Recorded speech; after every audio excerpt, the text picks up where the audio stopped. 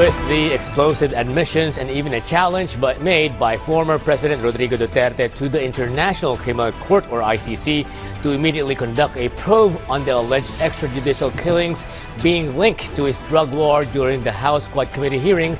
The Marcos administration now leaves it up to the international investigating body to make its next move. PTV's Mela Las Moras has the full report. Malacanang respects former President Rodrigo Duterte's desire to surrender himself to the jurisdiction of the International Criminal Court, although the Philippines is no longer a member of the ICC. According to Executive Secretary Lucas Bersamin, the government will neither object to it nor move to block the fulfillment of Duterte's decision. But if the ICC refers the process to the Interpol, the domestic law enforcement agencies shall be bound to fully cooperate with them, pursuant to established protocols. The Department of Justice, for its part, is also in agreement. The DOJ reiterates that despite the withdrawal of the Philippines from the Rome Statute in 2019, the country remains a member of the Interpol. Thus, when requests are made by the ICC through the Interpol, and Interpol in turn relays such requests to our country, the Philippine government is legally obliged to accord due course to the latter by all means. Senate President Francis Escudero had also this to say. Paano ulit i-operationalize ni Pangulong Duterte na madaliin yung ICC? Siya yung umalis doon.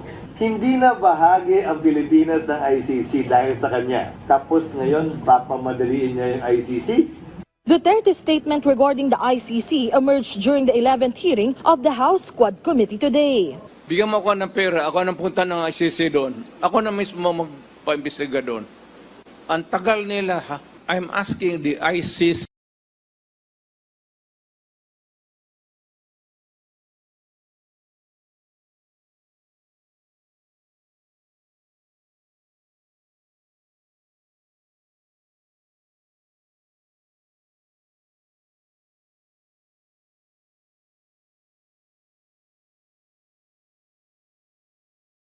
there for all time.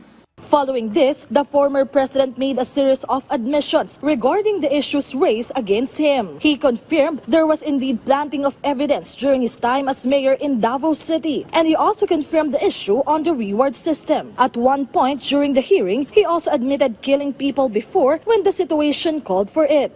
Ako, marami. Mga 6 o 7. So Aywan ko kung natuluyan yung... Ito sa totoo lang. Ito totoo lang, ha?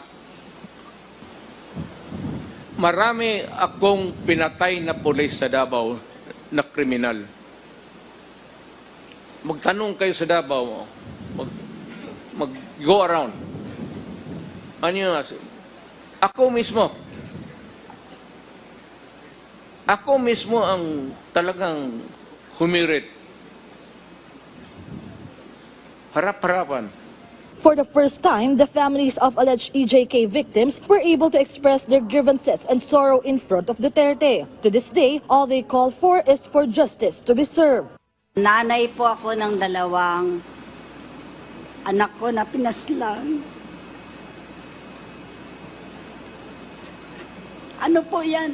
May 2017.